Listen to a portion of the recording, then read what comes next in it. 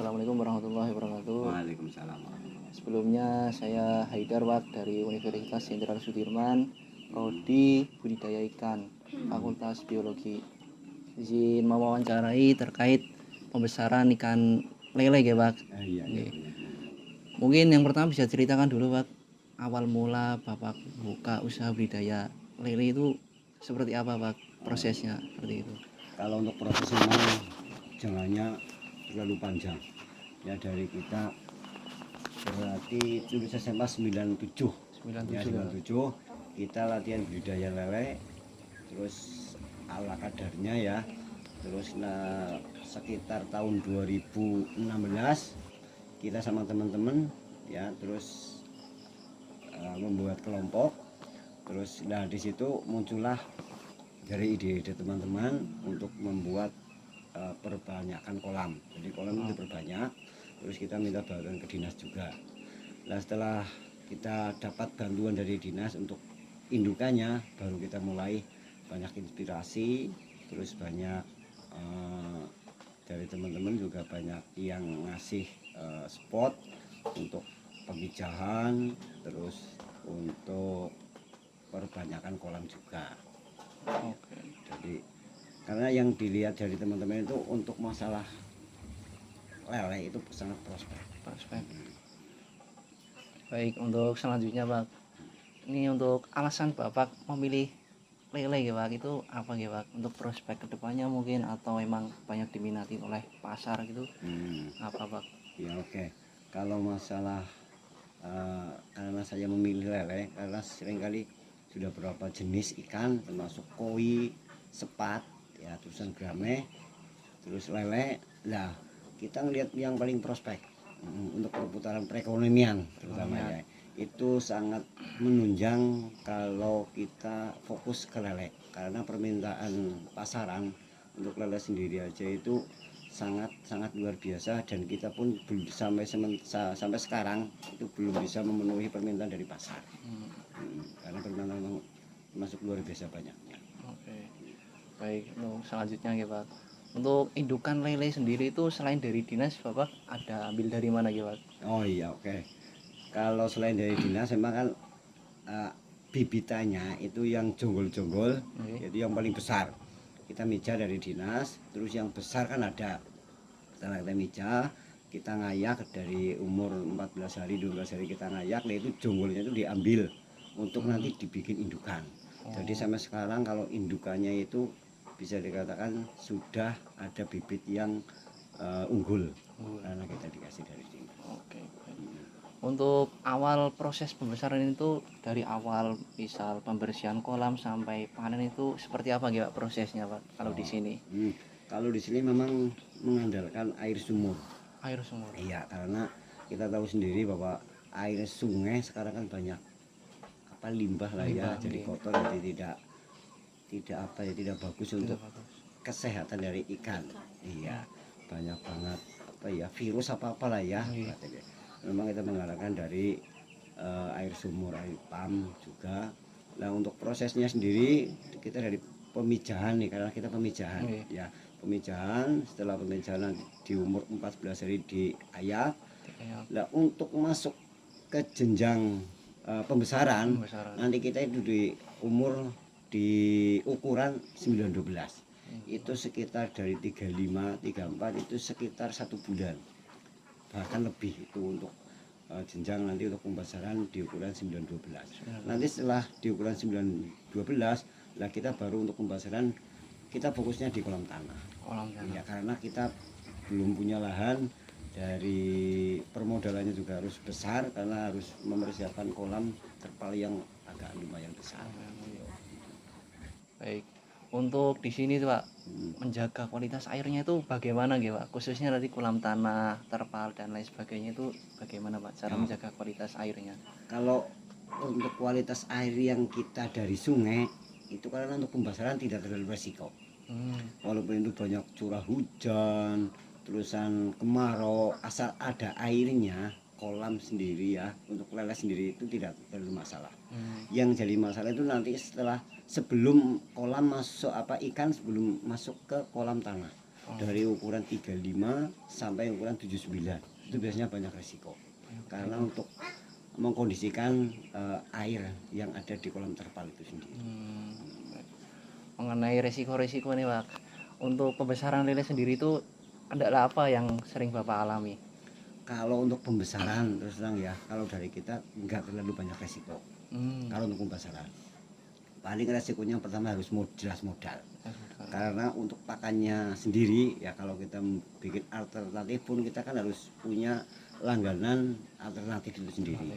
Karena kecuali kalau orang usaha kayak di Tongkol nih sebelah, itu kan usaha Tongkol. Ya itu dari barang ya jeruan-jeruan Tongkol yang tidak dipakai, tidak dilaku dijual untuk pakan lele. Itu memang prospek banget. Yang dia memelihara melihara satu kintal ya 100 kilogram, nanti dikasih pakan yang gratis karena jeruan Tongkol itu ya, itu umuran 3 bulan itu mencapai 5 kintal. Iya, berarti 500 kilo. Itu pakannya tidak beli sama sekali. Kalau kita dari kita karena kita tidak punya limbah, jadi kita kan beli. Nah itu harus membutuhkan modal juga, tapi alhamdulillah yang kita lakukan jadi mesti ada sisanya, ada lebihnya. Ada lebihnya Ya, bisa 100%.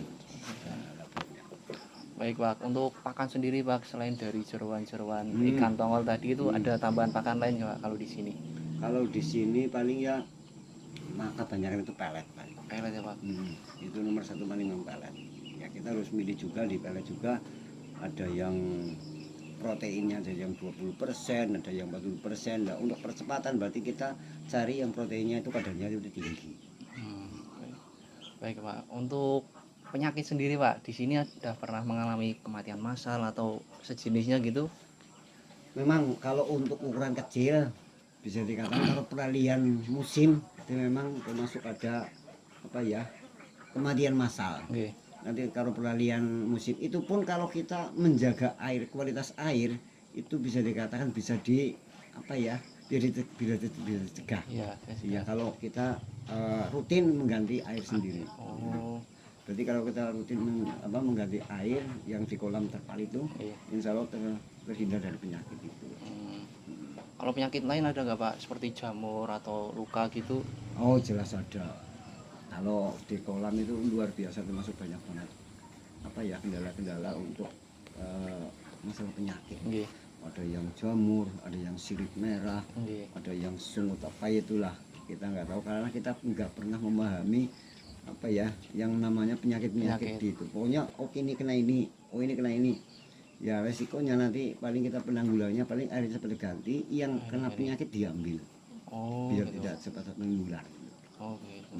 Jadi solusinya seperti itu ya Pak? Iya, sebenarnya kalau kita titen ya di sini itu titen seberapapun pengalamannya dia, orang-orang yang mijau, orang yang melihara itu, yang penting kalau di lele itu titen. Oh biasanya kena penyakit ini gara-gara ini.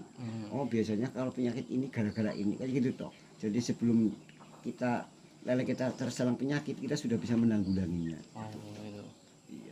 Baik Pak, selanjutnya nih Pak, untuk ciri-ciri ikan lele yang sudah siap konsumsi itu usianya berapa ya Pak? Oh, kita bukan melihat usia. Kalau kita melihatnya itu ukuran. Ukuran ya Pak? Karena di usia 3 bulan pun kalau memang pakannya kurang itu belum masuk konsumsi. Tapi kalau sudah baru 3 bulan tapi pakannya cukup, itu sudah masuk konsumsi. Tergantung isinya. Sekilo isi 9, sekilo isi 10 sudah masuk siap konsumsi. Ada yang 5 bulan ternyata ukurannya belum masuk 1 kilonya, itu belum ada 10 ekor. Tapi yang belum 3 bulan pun ada yang ikannya sudah di angka 1 kilonya itu 10 ekor ada. Jadi termasuk satu ikannya sehat, terus cara kasih makannya itu cukup, jadi cepat besar, cepat masuk konsumsi. Kalau konsumsi itu biasanya dari Bapak dipasarkannya itu kemana aja Pak? Kalau kita kadang-kadang karena sudah punya bakulan lah ya, bakulak, jadi tinggal ngebel aja, tinggal ngasih. Ini sudah ada, mesti diambil. Iya, malah kadang-kadang sebelum kita tawarin, sana sudah nanyain dulu, bisa lapor gitu, biasanya kayak gitu malah. Jadi untuk lele sendiri tidak bingung Mas. Dan misalkan kita mau jual yang kecil laku, jual yang tanggung laku, yang masuk konsumsi lebih-lebih, oh sudah masuk konsumsi belum ada yang beli. Kalau kita masih punya untuk apa ya persediaan untuk pakan, jangan dijual aja, terus dibesarin aja, walaupun 1 ekor itu sampai sekilo nggak masalah. Nah itu pun laku lagi. Sampai satu ekor 3 kilo 4 kilo pun laku gitu loh. Jadi kalau lele itu tergantung kekuatan kita untuk ngasih makan. Iya, jadi nggak bingung. Jadi mau dibuang ukuran kecil ya laku, ukuran tanggung ya laku, konsumsi ya laku, yang besar pun lebih laku untuk pancingan sih. Karena tambahan gitu loh. Jadi tidak bingung untuk lele. Baik, untuk tadi sih Pak, pemberian pakan. Kalau di sini tuh pemberian pakannya berapa kali sehari Pak? Kalau kita di kolam terpal itu biasanya 3 kali sehari. 3 kali sehari. Iya. Tapi biasanya percepatannya itu ada yang sistemnya itu apa ya, di apa ya namanya ya, digembor. Digembor maksudnya Perbanyak ya Pak? Nah, jadi 2 atau 3 jam sekali itu dikasih pakan tapi nggak terlalu banyak. Sedikitan. Nanti 2 jam 3 jam lagi dikasih pakan sedikit. Nah, nanti untuk malamnya itu baru dikasih secukupnya. Karena percepatan. Itu pun harus pengolahan air juga, harus airnya harus stabil biar tidak terlalu banyak apa namanya ya, zat amoniak apa itulah. Kalau menurut Bapak nih Pak, khususnya budidaya lele itu lebih cocok kolam terpal atau kolam tanah ya Pak? Ya kalau kecil jelas terpal. Terpal ya Pak. Tapi kalau sudah untuk masuk konsumsi dari ukuran 57 apa 79 apa 19, kalau untuk pembesaran kolam tanah. Kolam tanah ya Pak. Itu prospek. Untuk sebelum yang terakhir nih Pak, pesan-pesan bagi anak muda yang ingin buka budidaya lele, khususnya pemula itu langkah awal harus apa ya Pak? Langkah awal. Oke, terima kasih. Memang kebanyakan anak-anak muda atau pemula lah ya. Pemula. Apa ya, untuk budidaya lele karena kebanyakan terlalu banyak mengapa ya, takut dengan resiko-resiko. Mbok ora jadi lah, mbok gagal lah, banyak resiko. Paling biasanya Pak, saya minta sedikit aja untuk percobaan. Nah kalau memang kita sudah niat untuk budidaya atau niat untuk usaha, sekalian aja pembesaran dibesarkan sekalian. Bikin modal ya, berarti kita membesarkan modal, terus bikin yang besar sekalian. Insya Allah kalau memang kita dengan ilmu yang ada kan di YouTube juga banyak ilmu ya, disaring-saring. Terusan teman-teman juga banyak yang ngasih informasi. Insya Allah jangan takut-takut, punya bagi generasi muda lah ya, itu jangan takut-takut untuk apa bisnis ataupun budidaya lele. Insya Allah kalau memang kita tahu caranya, triknya, insya Allah berhasil. Jangan takut coba-coba ya Pak. Iya, sedikit-sedikit lah, malah kalau waktunya terbuang maksudnya loh, langsung aja besar sekalian. Insya Allah dengan ya Bismillah, sih Bismillah, karena ikhtiar tanpa didasari dengan keyakinan sama Tuhan jelas kurang.